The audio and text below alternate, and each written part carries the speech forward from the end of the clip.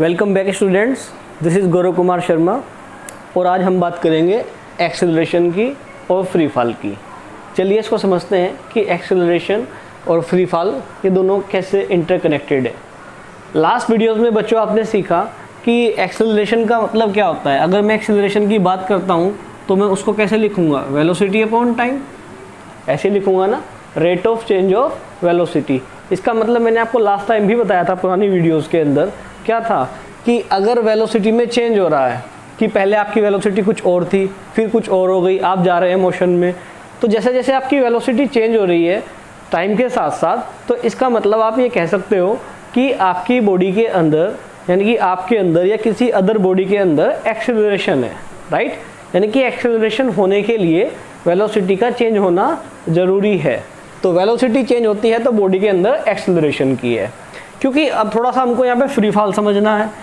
आप एक केस लीजिए, वो केस क्या है कि अगर आप अर्थ सरफेस पर खड़े हैं, ये क्या है, अर्थ सरफेस है कोई भी, और यहाँ पे खड़े होकर के कि आप कोई चीज़ वर्टिकली अपवर्ड थ्रो करते हैं, राइट। आपने कोई चीज़ थ्रो की वर्टिकली अपवर्ड और वो बिल्कुल सीधी, बिल्कुल स्ट्रेट लाइन में गई, उसमें कोई बेंडिंग नहीं हुई, विदाउट किसी इन्फ्लुएंस के बिल्कुल स्ट्रेट लाइन में जाती है सपोज, तो आप क्या देख रहे होगे, जितनी एनर्जी आपको थ्रो करने के लिए लगानी थी आपने लगा दी, बॉडी को जितना ऊपर जाना था वो जाएगी।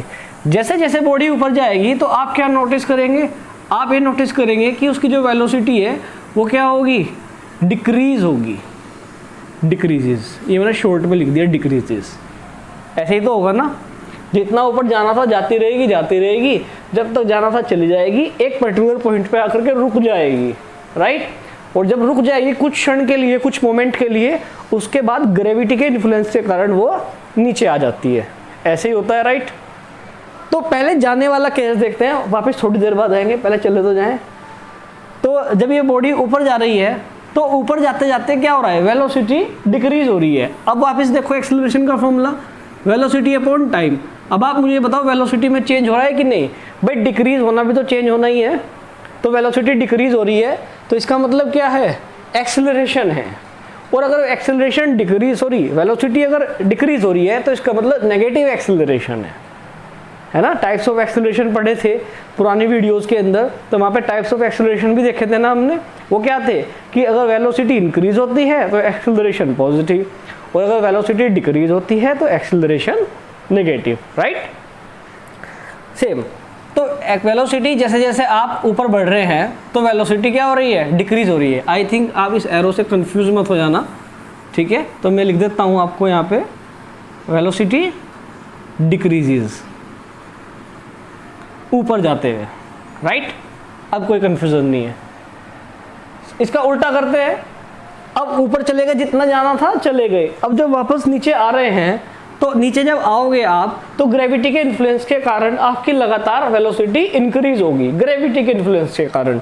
तो इसका मतलब क्या है, आते हुए क्या होगा, वेलोसिटी इंक्रीजेस। ऐसे ही तो होगा ना। तो ये केस क्लियर हो गया, जब चीज वर्टिकली अपवर्ड थ्रो करेंगे वेलोसिटी डिक्रीज होगी, जहाँ तक जाना था जाएगी, जाते जाते रुक जाएगी, फिर जब वापस आएगी धीरे धीरे, जैसे ही वो जमीन को टच करने वाली होगी वहाँ पे उसकी वेलोसिटी मैक्सिमम होती है जब वो ऊपर से नीचे गिरती है। कि अगर आपसे मैं पूछूं कि अगर आपने कोई चीज़ ड्रॉप की ऊपर से नीचे तो कहाँ उसकी वेलोसिटी सबसे ज़्यादा थी, तो आप बताओगे जब वो जस्ट ग्राउंड को टच करने वाली थी, उस मोमेंट से जस्ट पहले, है ना। क्योंकि जब टच कर दिया तो वो रुक जाएगी, नीचे गिर जाएगी, तो उससे जस्ट पहले उसकी वेलोसिटी क्या थी, मैक्सिमम थी हियर। तो देखो इंक्रीज हुई कि या डिक्रीज हुई, यानी कि एक्सेलरेशन इन दोनों केस के अंदर थी। क्योंकि जब मैं चेंज की बात करता हूँ ना मैंने इंक्रीज की बात की ना डिक्रीज की, बल्कि दोनों की बात की, ऐसे किया ना। तो ये तो हो गया एक्सेलरेशन का केस। अब यही इसी केस के अंदर मैं आपको फ्री फॉल समझाना चाहता हूँ। कैसे, अगर अब की बार मैं सपोज करो यहाँ पे बैठा हुआ हूँ, अब ये मत पूछना कि यहाँ कैसे बैठा हुआ हूँ, बस बैठा हुआ हूँ, ठीक है।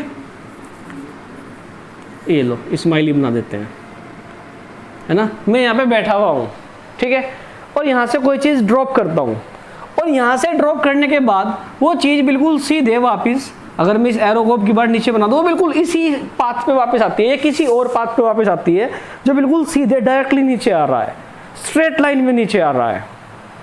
जब मैं कोई चीज़ ऊपर से रिलीज करता हूँ नीचे ग्राउंड की तरफ और बिल्कुल स्ट्रेट लाइन में जब वो नीचे ट्रेवल करती है, उसका जब मोशन स्ट्रेट लाइन में होता है, तो ऐसे मोशन को फ्री फॉल बोलते हैं।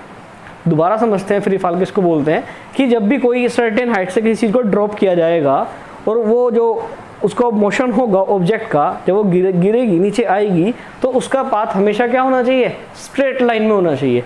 लेकिन इतना आसान नहीं है, यहाँ पे एक कंडीशन अप्लाई भी है। जब वो नीचे आ रही हो तो उसके पाथ में कोई एक्सटर्नल फोर्स काम ना कर रहे हो सिवाय ग्रेविटी के। ग्रेविटी से अलग वहाँ पे किसी तरह की कोई रुकावट नहीं होनी चाहिए जो उस बॉडी के पाथ को इंटरप्ट करती हो, आने के लिए रोकती हो, बाधा डालती हो। यानी कि ऐसा मोशन, देखो फ्री फॉल नाम से पता लग रहा है कि फ्री है, उस पर किसी का कोई बंधन नहीं है, सिर्फ है तो ग्रेविटी का, ग्रेविटी के कारण नीचे आ रही है ना। तो वो जब कोई चीज़ ऊपर से नीचे गिरती है ग्रेविटी के इन्फ्लुएंस में, इसके अलावा वहाँ पे कोई इन्फ्लुएंस नहीं होना चाहिए, तो वो स्ट्रेट लाइन में जो उसका पाथ बनेगा, वो जो मोशन होगा, उसको हम बोलेंगे फ्री फॉल। क्लियर इतना? तो फ्री फॉल आपके समझ में आया कि जब किसी चीज़ को ड्रॉप किया जाता है, बॉडी स्ट्रेट लाइन में ट्रेवल करती है और उस पर कोई अदर एक्सटर्नल फोर्स नहीं होता, ऐसे मोशन को हम फ्री फॉल बोलते हैं। क्या बोलते हैं? Free fall. या और उस बॉडी को बोलेंगे हम फ्रीली फॉलिंग बॉडी। क्या बोलेंगे उस बॉडी को? Freely falling body. अब यहाँ पे एक बात आती है आपकी, जब भी कोई ऑब्जेक्ट ऊपर से नीचे गिराई जाएगी, न्यूमेरिकल्स में आपके काम आएगी ये बात ध्यान रखना कि वो आपसे पूछेगा कि जब वो ऊपर से नीचे गिराई जा रही थी, उसकी वेलोसिटी कहाँ पे कितनी थी। इसका आंसर भी मैंने आपको थोड़ी देर पहले दिया था। जब वो जस्ट ग्राउंड को टच करने वाली हो तब उसकी वेलोसिटी क्या थी? मैक्सिमम थी, राइट? यस। आपको ये पूरा केस समझ में आ गया, इनको कैसे करना है। अब हम बात करते हैं इसके फर्दर कॉन्सेप्ट की कि न्यूमेरिकल्स में हमको इस वाले टॉपिक की हेल्प कैसे मिलेगी। देखिए स्टूडेंट्स, आपको ये समझना है कि जब भी क्वेश्चन में आपको इस तरह की कंडीशन गिवन होगी कि आप अर्थ सरफेस पे खड़े थे या कहीं भी किसी एक सरफेस पे खड़े थे और आपने कोई भी चीज़ वर्टिकली अपवर्ड थ्रो कर दी विद ए सर्टेन फोर्स। क्या क्वेश्चन होगा कि आप अर्थ सरफेस पे खड़े हुए हैं और आपने कोई भी चीज़ अपने गिवन फोर्स के साथ में वर्टिकली अपवर्ड थ्रो कर दी, तो क्या होगा? और अगर क्वेश्चन ने साथ में चलते चलते आपको ये भी कह दिया कुछ पूछने से पहले कि जो आपने थ्रो की पूरी ताकत के साथ में वो मैक्सिमम हाइट तक गई, इस वर्ड को अंडरलाइन कर लो मन में भी और आपके जब न्यूमेरिकल्स में मिलेगा तब भी, कि मैक्सिमम हाइट पर गई। अब देखो यहाँ समझने वाली बात क्या है, मैंने कोई चीज़ ऊपर को थ्रो कर दी, ठीक, तो मैक्सिमम हाइट तक जितनी जैसे जैसे ऊपर जा रही है तो वो सारी ताकत ग्रेविटी के अगेंस्ट जाने में कंज्यूम हो रही है जो मैंने दी थी। अब क्योंकि ताकत कंज्यूम हो रही है, खर्च हो रही है, तो कभी ना कभी खर्च होकर के जीरो तो हो जाएगी जैसे जैसे ऊपर जा रही थी ग्रेविटी का अगेंस्ट, क्योंकि ग्रेविटी तो चाहती है ना कि चीज़ें नीचे आए और हम ऊपर पहुंचा रहे हैं उसके अगेंस्ट, यानी कि हम ग्रेविटी से ज़्यादा फोर्स लगा रहे हैं तभी तो वो जा पा रही है। क्योंकि ग्रेविटेशनल फोर्स ठीक है सभी चीज़ों को नीचे लेके आता है, लेकिन उसकी ताकत आपसे ज़्यादा नहीं है, आप उसके अगेंस्ट जा सकते हो और जाते हैं। आप एक बॉल को फेंक देते हो उसके अगेंस्ट, राइट, यानी कि फोर्स तो है लेकिन आप उसको कंपनसेट ओवरकम कर रहे हो अपनी ताकत से। तो उस ताकत के से ज़्यादा, ग्रेविटी से ज़्यादा ताकत लगाते हुए आपने चीज़ ऊपर फेंक दी, क्योंकि एक ताकत फोर्स ऊपर को लग रहा है, एक नीचे को लग रहा है, कभी ना कभी तो कंपनसेट होगा ना, तो एक टाइम ऐसा आएगा वो जीरो हो जाएगा। सपोज करो यहाँ पे आकर के जीरो हो गया, तो जब जीरो हो गया अब कहाँ जाएगा? अब तो जीरो हो गया ना, ताकत खत्म होगी।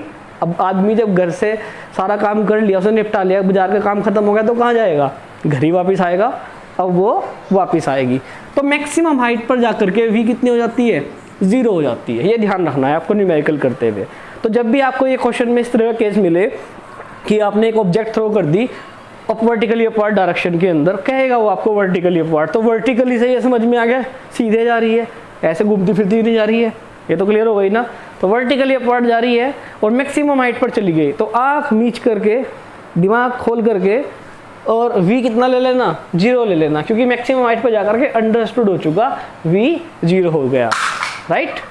नेक्स्ट, उसके बाद बारी आती है आपकी जब आप नीचे आओगे। इसका क्वेश्चन ये मैं थर्ड टाइम रिपीट कर रहा हूँ आपको। आपसे पूछा जाएगा कि जब कोई चीज़ ऊपर से नीचे आ रही है तो उसकी वेलोसिटी कहाँ पर मैक्सिमम होगी। याद रखो इसको, व्हेन, जब वो ग्राउंड को टच करने वाली हो, just before hitting the ground, ground को जस्ट छूने से पहले। आप सब जानते हो ग्रेविटी की वैल्यू कितनी होती है अर्थ सरफेस के ऊपर, होती है 9.81 मीटर पर सेकंड स्क्वायर। लेकिन कैलकुलेशन को आसान करने के लिए हम कितना ले लेते हैं, 9.8 मीटर पर सेकंड स्क्वायर ले लेते हैं, राइट। और यही लेंगे आप। इसको भी आसान करने के लिए कहीं ना कहीं हम राउंड फिगर में कहीं ना कहीं 10 मीटर पर सेकंड स्क्वायर ले लेते हैं, क्योंकि देखो जी है तो एक्सेलरेशन ना।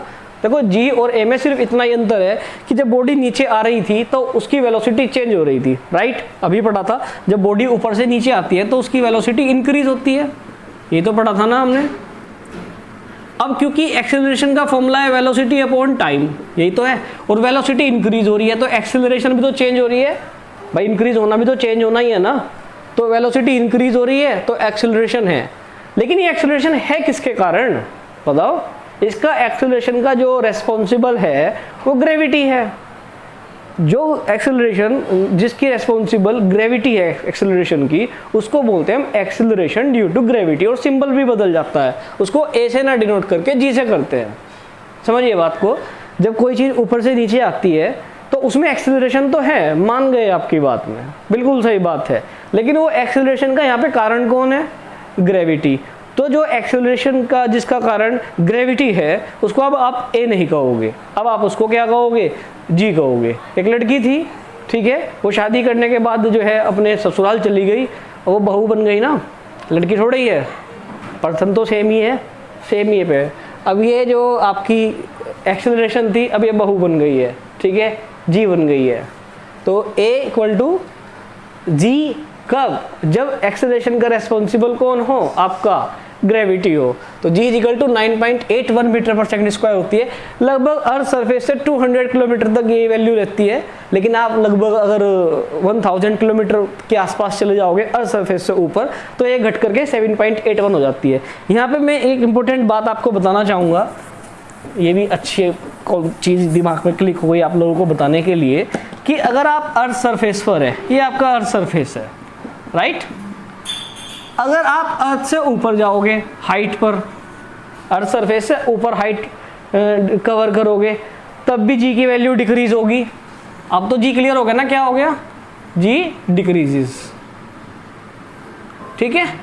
और अगर आप अर्थ सरफेस के नीचे जाओगे तब भी जी की वैल्यू क्या होगी, डिक्रीजेस होगी। यानी कि अर्थ से ऊपर जाने का मतलब क्या हो गया, अब हाइट कवर कर रहे हो, और अर्थ के नीचे जाने का मतलब गहराई में जा रहे हो, डेप्थ में जा रहे हो। तो जैसे जैसे डेप्थ बढ़ेगी वैसे वैसे जी घटेगी।